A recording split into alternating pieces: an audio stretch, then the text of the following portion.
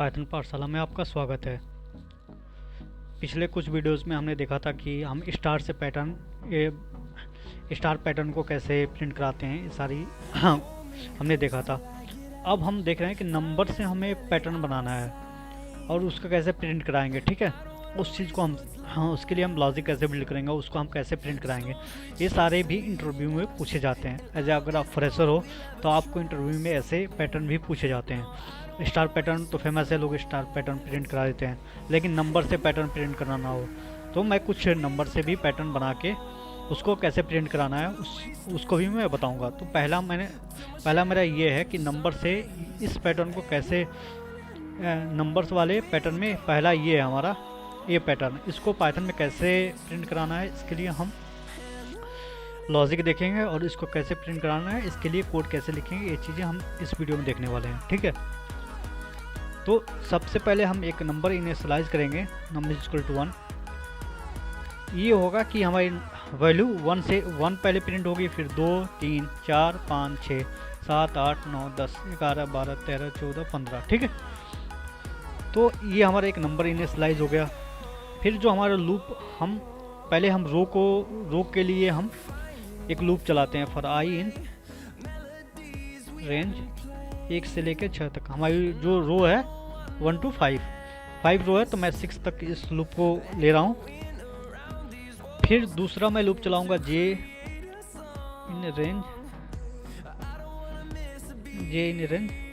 आई, मतलब जितने रो होंगे उतने कॉलम। जैसे पहला रो होगा तो 1 कॉलम, दूसरा रो है तो 2 कॉलम, तीसरा रो है तो 3 कॉलम, चौथा रो है तो 4 कॉलम। ठीक है, तो दूसरा मैंने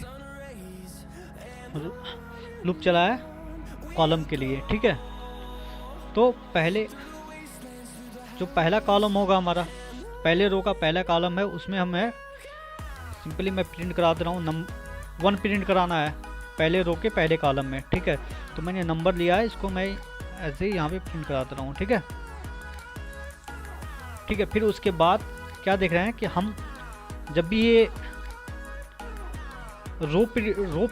कॉलम प्रिंट होगा तो कॉलम को एक ही रो में प्रिंट कराना है। तो उसके लिए मैं क्या कर रहा हूँ, एंड इज इक्वल टू, मैं एक स्पेस लगा दे रहा हूँ। अगर ये एंड नहीं लगाएंगे तो ये प्रिंट न्यू लाइन से शुरू होगा, तो मुझे न्यू लाइन से शुरू नहीं कराना है, मैं एक ही लाइन में नंबर को प्रिंट कराना है और उनके बीच में स्पेसेस देना है। ठीक है, तो ये हमारे जैसे पहला रो होगा, पहला कॉलम तो 1 प्रिंट हो गया।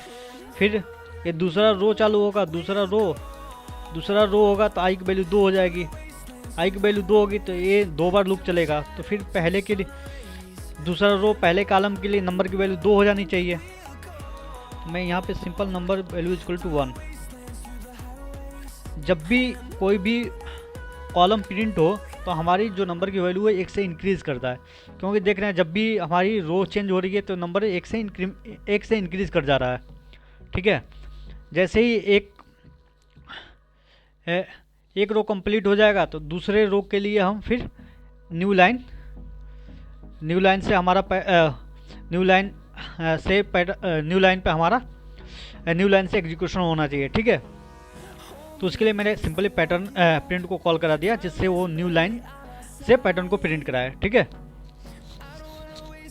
तो अगर अब इस प्रोग्राम को हम एग्जीक्यूट करते हैं, देखते हैं क्या हमें एक्सपेक्टेड आउटपुट मिल रहा है कि नहीं मिल रहा है। ठीक है, जब मैं इस प्रोग्राम को एग्जीक्यूट किया तो मुझे एजेटिक जैसे हमारा पैटर्न था तो वैसे ही हमें एक्सपेक्टेड आउटपुट मिल गया। ठीक है, आई होप ये आपको वीडियो समझ में आया होगा कि हम इसके लिए लॉजिक कैसे लिखे हैं और इसको कैसे एग्जीक्यूट किया है। चलिए एक बार फिर मैं आपको बता देता हूँ। इससे मैंने क्या किया, पहले नंबर की value num equal to 1 value initialise कर लिया, क्योंकि हमारी नंबर जो पैटर्न शुरू हो रहा है 1 से शुरू हो रहा है। ठीक है, उसके बाद मैं एक लूप इनिशियलाइज कर रहा हूँ जो हमारे रो के लिए केवल चलेगा।